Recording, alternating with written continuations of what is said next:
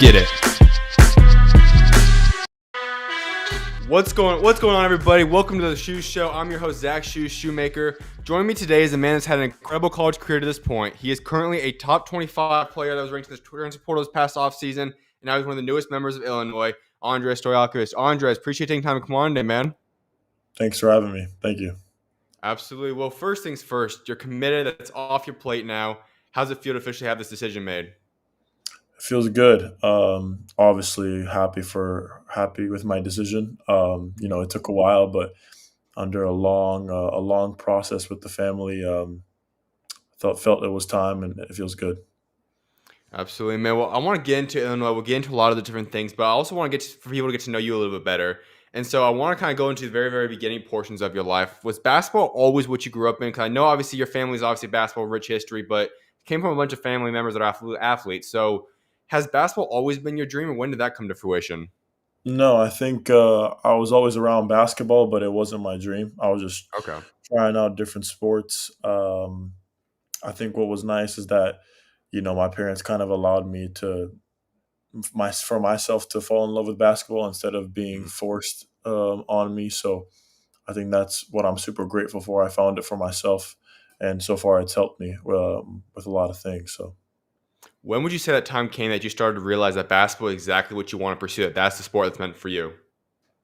yeah, I think when I started high school, when COVID hit, there was nothing to do, just shooting out in the backyard. Me and pops just working at it every day. I think that's what kind of made me fall in love with it. Going into my sophomore year, I wasn't on varsity Mm. that summer, and I, I had nothing else to do. So I think having basketball as an outlet, and being kind of like a I don't know, something to do to get the distractions away, um, Hmm. was something that I really looked for, and that's what it brought me. It brought me a new love, and I think that's when it started. That's interesting because a lot of people might be in that situation. I'm not varsity yet. I could obviously be a lot of different places. That might say, okay, maybe I want to go down a different path. For you, you said that kind of inspired you. It made you end up working out hard and you found that love for basketball. Take us to that because that has to be a little bit difficult. I think for a lot of people to look at that and say, see the player that you are today and knowing you weren't on varsity yet as a sophomore, what allowed that shift in your mind to say, you know what, not only am I not going to not give up on basketball, but this is going to drive me to work harder now and go pursue this sport even more? Yeah, I think going into it as a freshman in high school, Hmm. being on JV as a freshman and seeing all the guys that were, on varsity, it was something I always wanted to do. Seeing the crowd in the high school gym, and my sophomore year when I finally got to varsity, it was COVID, so we didn't have any fans, any spectators, so I didn't really Hmm. get to experience it, but I had the lessons and the games to give me, enough experience for me to see how it works. Um, so I think just being part of a varsity team and being held accountable, having certain standards to meet, and expectations to meet as a varsity player in high school, I think that's what I was looking for. And going into my junior year, I think I was more prepared, in terms of how to handle success and failures. So yeah. If I were to tell that sophomore, junior self of yours that you're going to be a McDonald's All-American in high school and then you're going to college and you're going to become the player that you've become now, would that have shocked you? Would you have expected that? What would your reaction have been?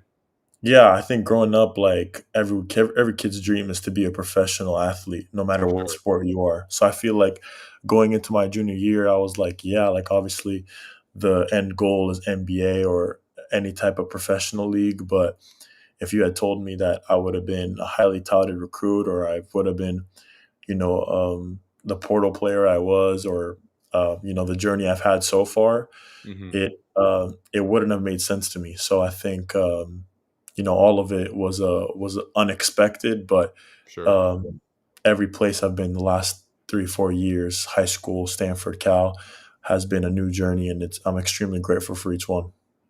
Let's go into your family a little bit because, like, as I said, athletes were from both your parents. Obviously, we know your dad, your mom was a successful athlete. Having two people in your life that you could kind of bounce ideas off of, have guidance, learn from the different things from them. How big has that been in your journey? Yeah, it's been huge. Having my dad as as a basketball head and just Hmm. knowing the game so well. He's played at so many different levels and just learning from him. And then my mom being a track athlete and her not knowing as much about basketball, but being kind of like, you Yeah. know, giving us the mental side of it, just like having two different sides to lean on. I think that's been the biggest part, having a basketball side and then all around sports side that can give you some things that aren't primarily about basketball, but just about athletes in general. What would you say is the biggest lesson you've learned from your dad and the biggest lesson you've learned from your mom? Yeah, I think the biggest lesson I learned from my dad was, approach each day like a pro. Mm. Um, you know, get into the gym and go through a workout 100%.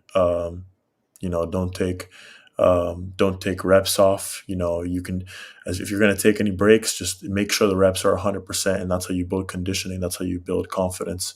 I think that's the biggest thing I've learned from my dad. And then something that I learned from my mom was, she just reminds me every day to let me love what I do. Sure. Not have it as a job quite yet, but yeah, consider it as a blessing that I get to do what I do, and now people are getting paid for it. So, really take advantage of it. You said something I really love because you talked about the fact that it wasn't forced upon you to go play basketball. I think so many people would have said, and I'm sure your dad even would have said, you know what, my son playing basketball would have been awesome. That's probably what he would like to have in the back of his mind. But having them say, you know what, I want him to choose what he wants to do had to be huge for you. When you did fully commit to basketball, though, what was your dad's reaction? How much did he really enjoy that? And now, how have you guys kind of grown your bond in that sense now, knowing that you guys share that same love and passion?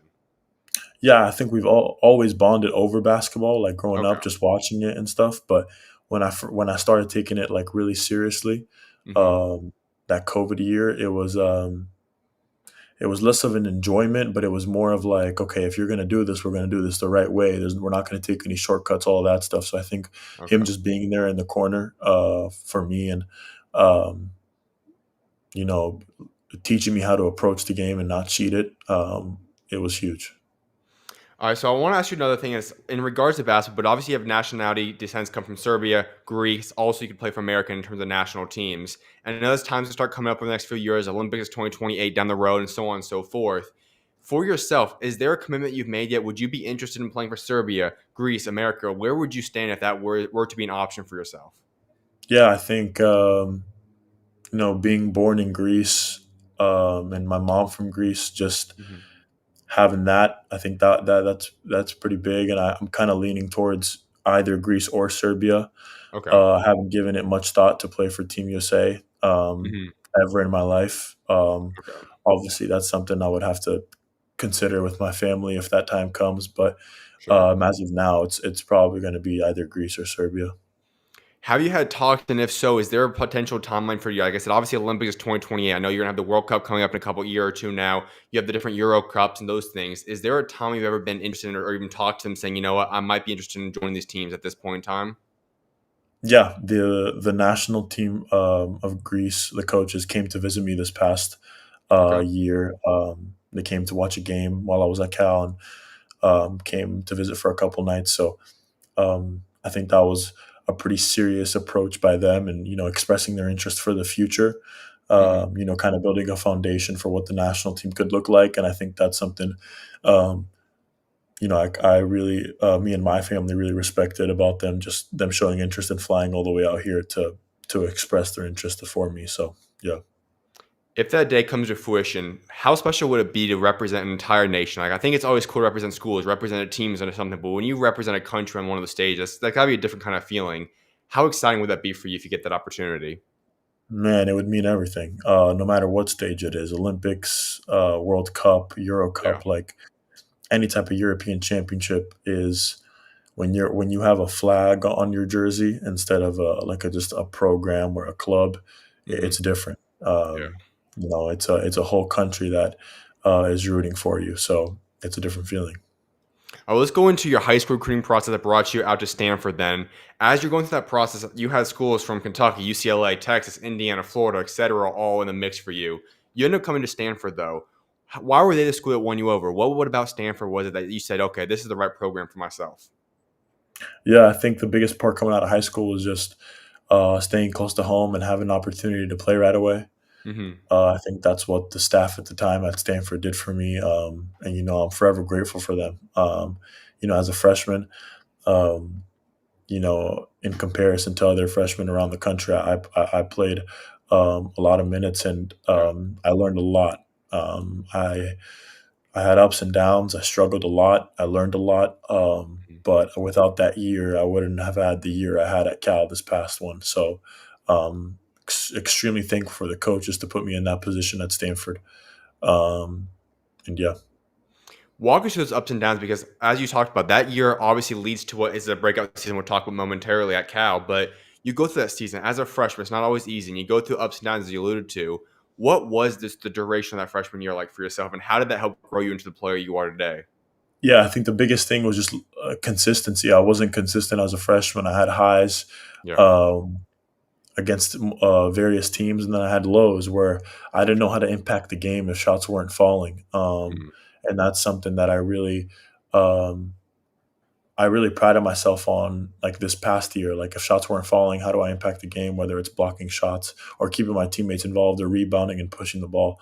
I think as a freshman, I wasn't mentally prepared for those types of challenges because high school, anyone can be good at high school. Like you Mhm. can do whatever you want and be the star of your team. But when you get to college, it's a different feeling when um, you're not impacting the game as you usually do, and you're trying to find new ways. I think that's what I struggled with in my freshman year. And at the end of the season, Coach Haas obviously gets let go. They part ways, and you end up going to the transfer portal. Then I want to ask you though, if Coach Haas were to stay there, do you think that would have been a chance that you would have remained at Stanford? Did that help kind of move the decision, or were you already going to plan on going to the transfer portal either way? No, I think that's something that I guess we'll never know. True. It was always up in the air. Coach Haas was amazing towards me and my family, and the opportunity he gave me to come in as a freshman um, and play. Um, like 14 to 22 minutes a game, regardless of what it was. Hmm. It was great for me and my development. I think him getting let go was kind of a sign that I should enter the portal and it's time to move on. Hmm. Um, but who knows? Who knows if he would have stayed? So you end up going through this portal process, and you choose Cal. Were there other schools in the mix, and if so, was there anybody even close to Cal, or was Cal once you got there? Did Coach Madsen just kind of win you over right away? Yeah, Coach Terry at Texas at the time had come Hmm. to my house to visit me. Obviously, Cal had come, and those were the two that really pushed and were started being aggressive in the beginning. Obviously, North Carolina and BYU got in the mix, and as soon as Coach Pope got the job at Kentucky, he continued the recruitment there. But Okay. I think Cal was just a place that I wanted to go to because it was a it was a place where I was allowed to play free, play through mistakes and you know, allow me to become the player I am today. Obviously, they told me that I had to earn everything. I had to earn the leadership role. I had to earn the the guy, so to speak, role. Yeah. But I enjoyed every second of the process. I came in the summer. I had fun learning with my teammates, and it was great. I built friendships that will last forever. So, having that journey to really um, immerse myself as that type of player at Cal, and as the first year in the ACC, it was kind of big for us just to perform the way that we did, and it meant a lot for the program. So I'm super happy. Obviously things didn't go our way at the end, but I'm super happy with what we accomplished this year. I have to ask about that travel schedule though, because that was pretty crazy. You talk about you guys going on the ACC, you guys going all the way over to the other side of the country. How did you deal with that as a player, and what was that traveling schedule like? Yeah, it was pretty hectic. The program at Cal did a great job of, keeping us on point with the academics while being away. Mhm. Everybody there was super helpful. All the supporters in the program trying to get us right. We were on the East Coast a week for a week at a time, every other week at some Yeah. point. So, um, it was definitely hectic, but we learned a lot about ourselves, different environments. Coming from schools like Stanford or Cal, you don't really get to see 18,000, packed gym every night. So just being a part of that environment and, winning a couple and losing a couple on the road was Sure. what meant a lot for the program. How excited are you now to be at Illinois, knowing that you're not going to have that travel schedule, though? Yeah, that's just something I wasn't really thinking about in the portal, but now that you Sure. mention it, obviously it's more convenient for us. Yeah. We got the LA trip, we got the trip to Maryland, but Hmm.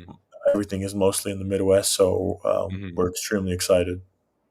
When you were heading into your sophomore season at Cal, did you expect to have the jump that you ended up having? Did that even shock you a little bit, or what were your expectations heading into the season? Yeah, I think that's something my parents did a good job of, like keeping me grounded and away from setting an expectation for myself.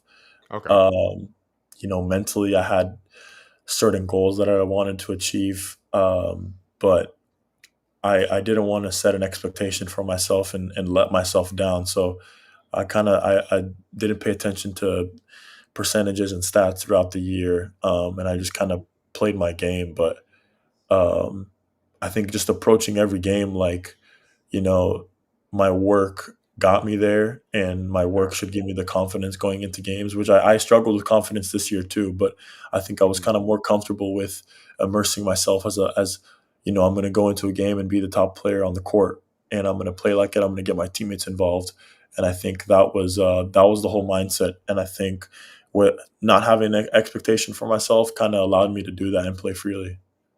You talked about the freshman season where, it was difficult to be the guy in college. You had that situation in high school, you figured that out. You really did embrace that role in your sophomore season. When do you feel like you started getting comfortable for yourself and you started saying like, okay, I feel like I can be myself. It's not obviously you have to have weight on your shoulders or whatnot, but you feel you can go out there, you can be the guy. When did it kind of get comfortable for you last year? Yeah, I think in non-conference we had some, less competitive games for Sure. us, and it's easy to tell yourself that you're the guy at that point. Hmm. Um, but then once we started playing conference games against some top teams, you really face some adversity, and that's kind of when guys second guess themselves. And going down with that hip flexor injury for myself in the middle of the conference play, I was in my head a little bit when I came back, and it took me a while to get my rhythm back, and that's what I really prided myself on the whole year, just maintaining a solid rhythm for me to compete.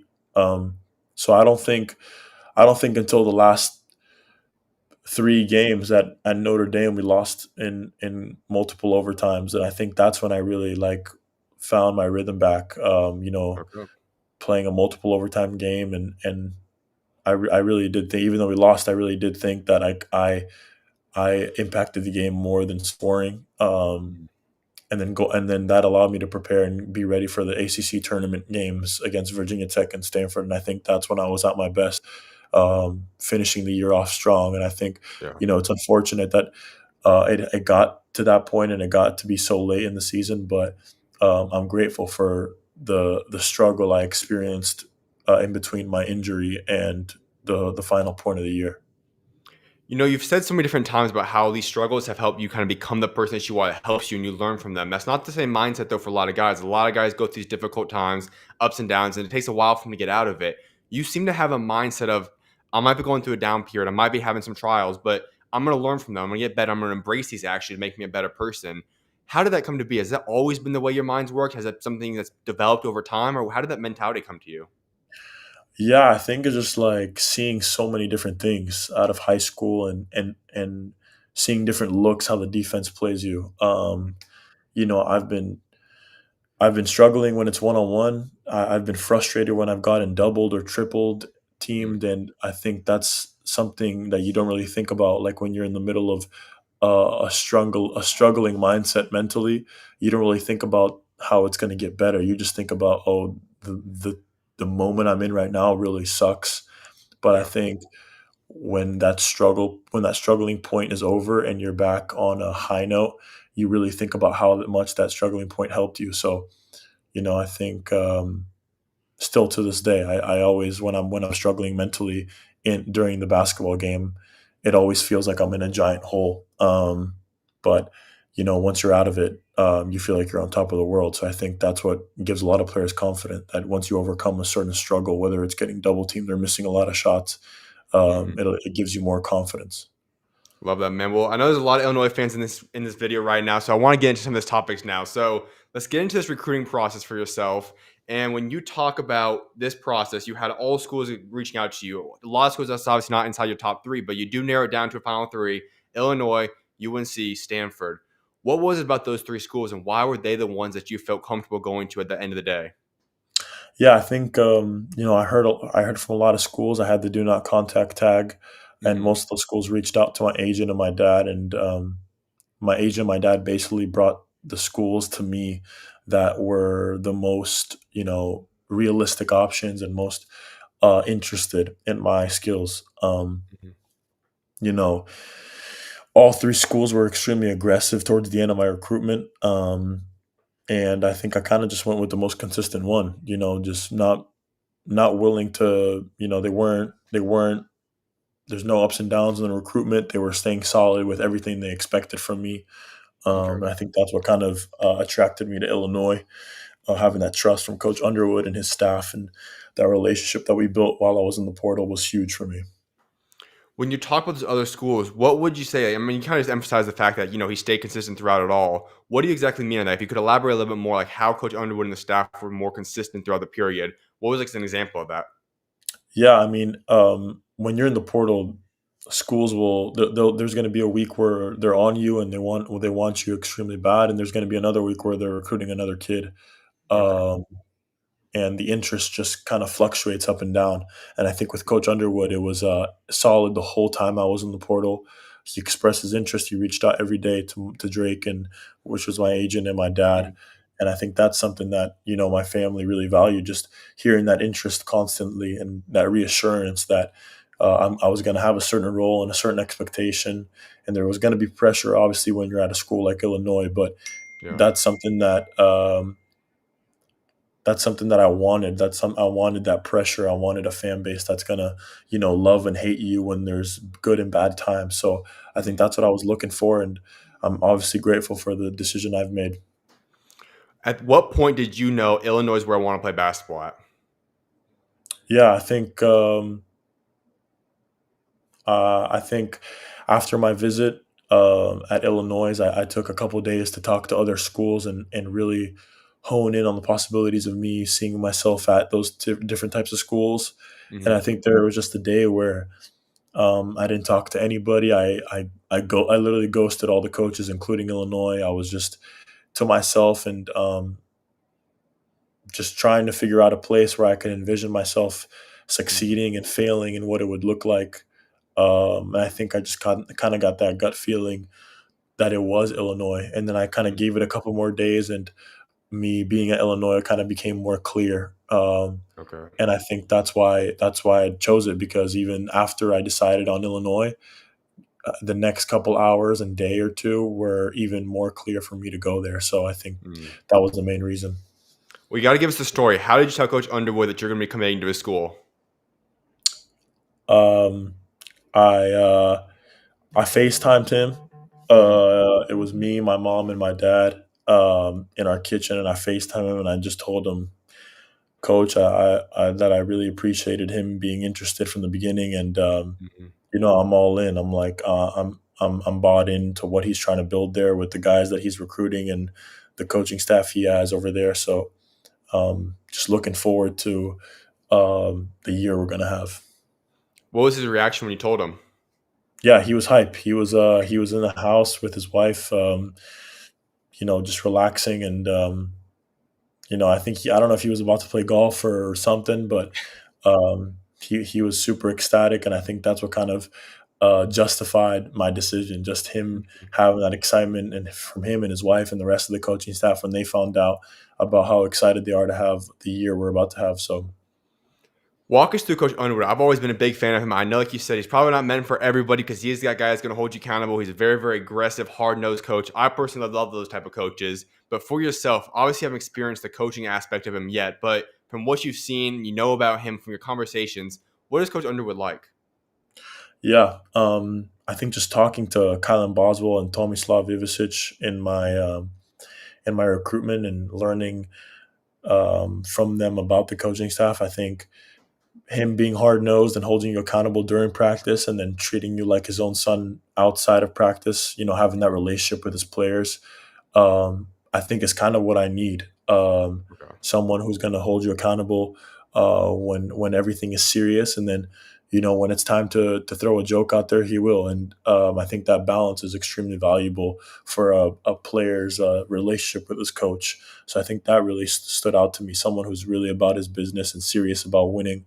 And you know, one thing that stood out to me when on the visit is that he said that I'm going to get on my players when we lose, but I'm going to celebrate just as much when we win, even if it's the little ones. So I think that's something that I was intrigued by, that he celebrates every small win, every big win, but he also holds everyone accountable for every small loss, every big loss. So I like that a lot.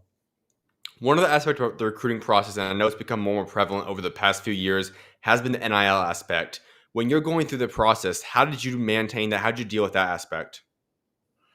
Yeah, I just left that part all to my agent and my dad. Okay. It's not something I discussed with any other coaches. And to be honest, I think that's when it's just the player and the coach, I think that's a very weird environment for myself, at least. Sure. Um, because as a 20-year-old kid, a 19-year-old kid, I'm not thinking about obviously I'm super blessed, but I'm not thinking about having that expectation. I'm getting paid this much, so I have to perform like this.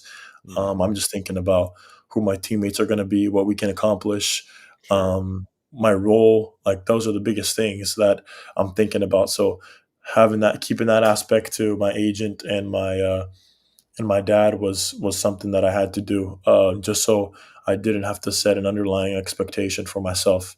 Um, but yeah, it is pretty crazy. Obviously there's multiple different conversations to be had um, between players and coaches about that stuff. But that's how I just did it my way. I like that because I've actually heard this. A couple guys I've heard have similar stories that we kind of say, "I want to keep it all basketball. Let my agent and people take care of the other situation." How important was that for you to say, you know what, I do want to keep this basketball base. I don't want to know Coach Underwood for the financial aspects. I want to be the player. Yes, my agent can take care of those numbers, but I always want to stay focused on basketball. How important, how helpful even was that for you in your decision? Yeah, just having that trust in my inner circle that they're gonna worry about what's important to me, and Mhm. that's why I chose Illinois. Okay. I didn't I didn't I didn't choose Illinois because they were the highest bidder. I chose them because that's who I felt that was going to give me a role and I wanted in terms of winning. Being out of the tournament my first 2 years sucks. And seeing players in my class have success in the tournament is what I really was looking for. And I was envious of that. And I think it was a healthy envy that I was looking for, just being competitive in a bigger stage. And I think that's what I wanted. When you talk about your goals for this year, I have a feeling you kind of just answered part of what those goals will look like. What do you want to accomplish? What do you want to get done in this year at Illinois? I want to win. Period. That's it. I've struggled statistically. I've had success statistically. Um, I've scored points. I've rebounded the ball. Um, I've shown that I can get my teammates involved. I've shown that I can block a lot of shots. But I think the main thing is just winning on a big stage. I think that's what I want, and I'm super hungry for that. I think I know how I can help Illinois as a scorer, as a leader. I know how every single one of my teammates at Illinois can help Illinois this upcoming year. Mhm. And I think that's what makes me very excited for this year, just knowing what we have in store. A lot of people are overlooking us, but Yeah. I really think we have a chance to make a deep run. People ask me, um, where I see us in the next couple months, and I can't answer it because I don't want to set a ceiling. I just feel like there is no ceiling. We Mhm. could go in the tournament and lose first round, or we could go all the way and win a national championship. That's how I feel about this group, and I think we have every tool to do that. So yeah. Well, let's break down this team a little bit because the first aspect I have to ask you about is that something that people have picked up on a lot. There's a lot of Balkans on this team now. There's a lot of guys with history from out there.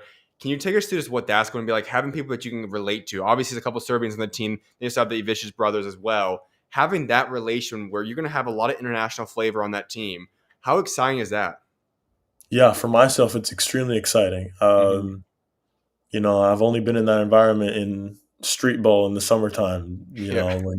When you're out in the park, when I'm back home in Europe in the summer. So Hmm. um, playing with those guys, on a national scale and in front of thousands of people, I think is super exciting. Not just for myself, but for those guys as well. Coming in from Europe, I'm the only one out of the five Balkans that experienced high school ball in the States, Hmm. and I think those guys coming in are super excited.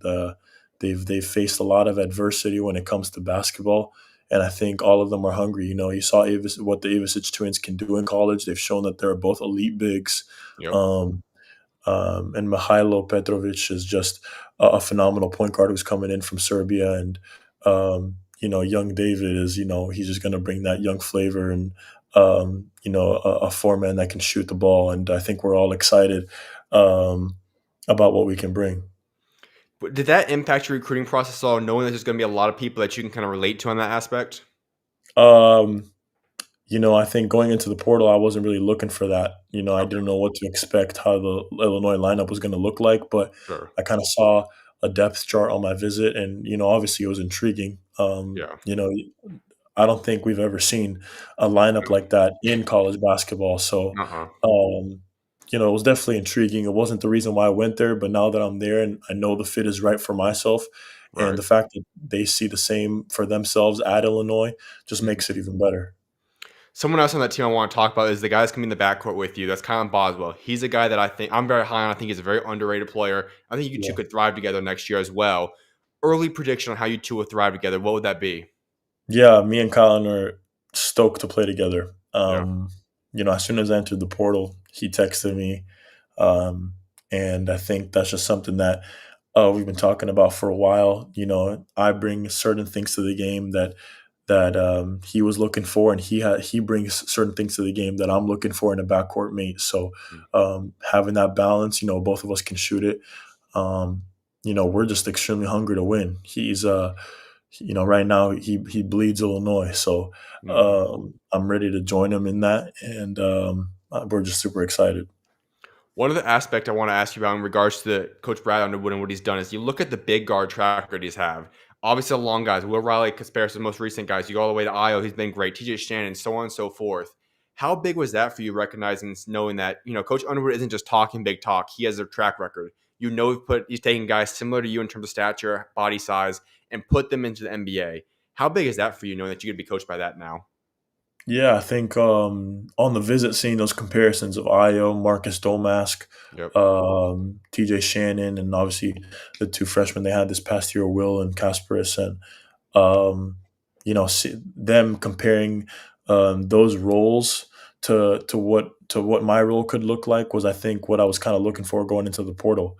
Mm. Um, and I do think that um, me having that role and those guys that are around me at Illinois right now just will make that role for me easier for myself, easier for them. I think that we're going to space the floor tremendously. We're going to have great shooting all around. We're going to have an open court. Mhm. So we're really excited for that. Couple of things before I let you go. One of which is just discussing the NBA aspect. Obviously, because of the way you performed last season, I know some people could have expected you to say at least test the waters, see what that process is going to look like for yourself. We know you're coming back to college though next season. What led to that decision? Yeah, I think just sticking to my work. I think I had a pretty good year, Mhm. but there were some struggles that I could be more consistent in, and Okay. I've been very honest with myself about those conversations that I've had about my struggles, and it's something I'm not afraid to share. I know I didn't shoot the ball as well from behind the three as I could have, um, and I know I could, and I know that I could get my teammates involved better. So those are some of the things that I've been honest with myself about, and I'm looking forward to improving more on those aspects of the game. And the time when the time comes, when the time is right, I'll be there and I'll be ready. So I'm not really in a rush. So yeah. if you were to look at yourself and say, okay, I need to accomplish this, that, and the third, I need to get better at this, that, and the third, whatever it might be to say I'm ready for the NBA draft, what would that entail? It's that's just another thing that I don't want to set an expectation for Sure. myself. Makes sense. Um, just going to go out there and play the game freely. Um, and I think um, playing freely and winning will take care of itself. Mhm. And I'm confident in that. And I think every other guy in that locker room is confident in that. So um, I'm just excited to win. That's it. When you get your first game and playing at Illinois in front of those fans, what do you think the emotions will be going through your mind? How excited are you play in front of those fans? There's going to be a lot of excitement, a lot of nerves. Um, but I think that the emotion will be, you know, gratefulness that I have, thousands of people that are gonna criticize me if something goes wrong, or they're gonna love me if something goes right. So I think that's what I'm looking forward to. Um, at, at the end of the day, at least people care. So that's Yeah. that's what I'm that's what I'm that's what I'm there for. Is there a game you currently have circled on your schedule? I know there's been a couple of non-conference games get leaked out now and just posted about, but you know for sure the non-conference games, what those are going to entail. Is there a game you have circled that you're most excited for? Not really. I think I'm. Okay.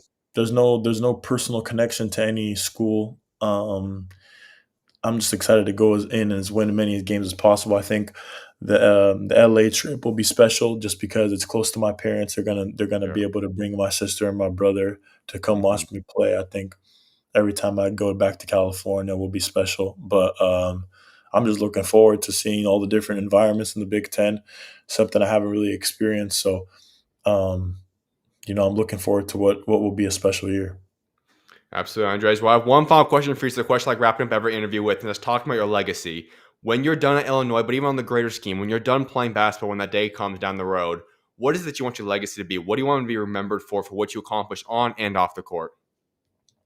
I think just being a role model for um, my younger siblings. I think I'm close in age with my sister, and I think um, letting her achieve her own dreams, and then my younger brother has aspirations of becoming a professional basketball player. So just Mhm. I think I want people to know that I was an inspiration to my younger brother, who's going to have an even bigger name than me in a couple of years, and I'm looking forward to when that happens. I love that, man. Well, Andres, I appreciate taking time to come on today, man. I can't see what God's got in store for you up in this upcoming season. Yep. Thank you. Thank you. Absolutely. You're always welcome on, man. God bless. Yes, sir. Appreciate everybody for tuning into the interview. I'll have that edited out and clipped up and posted on my YouTube channel very, very shortly. I'll see you guys tomorrow on tomorrow's show. May God bless you guys all, and shoot us out.